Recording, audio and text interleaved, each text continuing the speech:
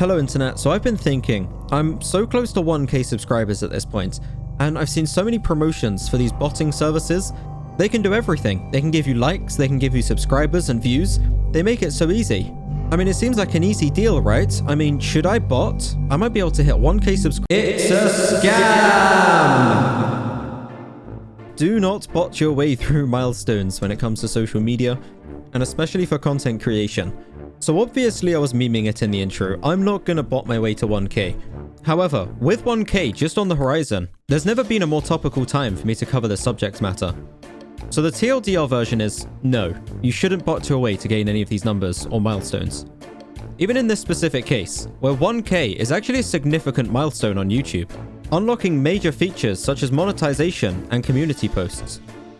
Shortcuts and ways to cheat the system are nothing but a band-aid on a wound of insecurity or impatience. Learning that online content creation is a very, very long journey is an important part of developing the state of mind to persevere and keep going when times get tough. It's an endurance race, a marathon, and to treat it as a sprint will inevitably lead to bad habits and an unstable state of mind that may backfire later down the road. The advertisers for the bot companies make it seem like such a great idea. Want to become famous? I've heard Larry mention these on the Twitch chat many times recently. They lure you in with the idea of becoming famous, and yet faking your numbers is the fastest way to give yourself a false sense of security and never create content that justifies growing to that scale. In a similar tune to participation trophies, tricking your biological reward mechanisms into thinking you've done well by paying for a bot to fake the numbers only deceives yourself in the long run. While it can be rough to accept at the beginning, YouTube is a free market economy. The quality of your content is directly represented by the feedback you get from the platforms. Granted, there are some banger videos that get no exposure, some underrepresented channels, and some diamonds in the rough who are just waiting for their time to blow up. While editing this, I actually thought of an example. I've linked them down in the description, or up in the top right corner. Go check them out. Pretty much nobody who is respected cheated the system in order to end up where they are today. Maybe excluding those vilified, the cliche of fake content, the Photoshop Instagram models, or the fake and toxic minority. Well, actually, maybe it's a majority on the internet, but you know what I'm saying. Many fall into the trap of fake it until you make it. And yet almost every creator who actually does make it never implements these fake strategies. Coincidence? I think not. I'm name dropping a few creators, but there are many more too. MrBeast has been creating content for over 7 years. It's only through this process that he's learned to become a complete powerhouse for the YouTube algorithm. PewDiePie, YouTube's most subscribed individual content creator, has been working for over 10 years. Ninja started streaming over 7 years ago. KSI and Dream have had long journeys to reach where they are today. I challenge you, down in the comments, see if you can find any popular creators who are known to have cheated the system, skipped steps, and used botting or other similar mechanisms to reach where they are today. I can guarantee you, almost any content creator has had an extremely long journey to reach where they are today, and yet they are where they are today. Maybe you'll come up with a couple of exceptions of those fake internet personalities that I mentioned earlier. But at the end of the day, is that the branding you want to set yourself up with? Is that the reputation you want to build? Not only is cheating the system damaging to your reputation and branding long term, but it's also completely ineffective at improving your actual content creation abilities or your understanding of the platform you're working on. Sure, even if you only bot in a few select scenarios, when you finish, when you stop botting either views or likes or subscriptions, all of a sudden you're back to exactly where you started. And believe me, you will be where you started. You won't have made much progress in this time. While it will look like, to the outside, you're gaining these numbers, the content still doesn't merit gaining any higher traction. This is because through the deception of pretending the numbers should be higher, the motivation to actually improve content, learn new strategies, implement changes, and actually focus on self-improvement is completely mitigated by the reassurance that all you have to do is pay and circumnavigate the entire process.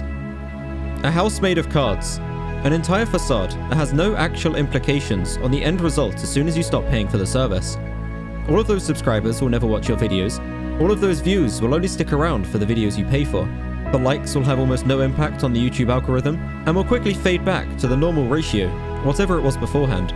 All you will have gained is a full sense of satisfaction, a deception, a lie to yourself about what the future holds. And, more than anything, disappointment in any future content that then doesn't meet those expectations. The numbers and validation involved in social media content can be extremely toxic, both internally and externally. People find it very difficult to detach their self-worth from the numbers they receive when posting online. It's become an internet cliche for people to feel insecure and invalidated if they don't receive enough likes on an Instagram post. It perpetuates the unhealthy behavior to artificially inflate the numbers using botting services. It doesn't solve the issue, it doesn't improve the quality of the content and allow for organic growth. All it does is mask the pain of a temporary feedback loop, while shutting off the possibility to actually focus on self-improvement, learn the skills required, and travel the journey, no matter how hard the path may be.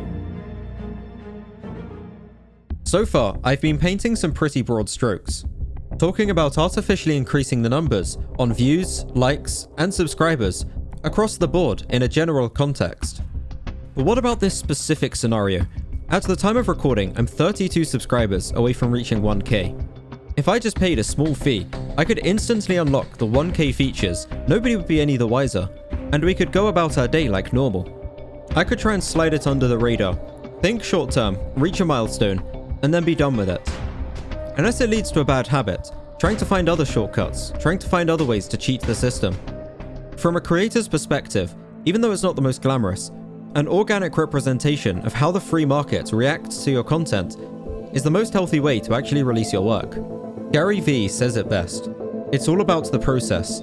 You have to enjoy the day by day.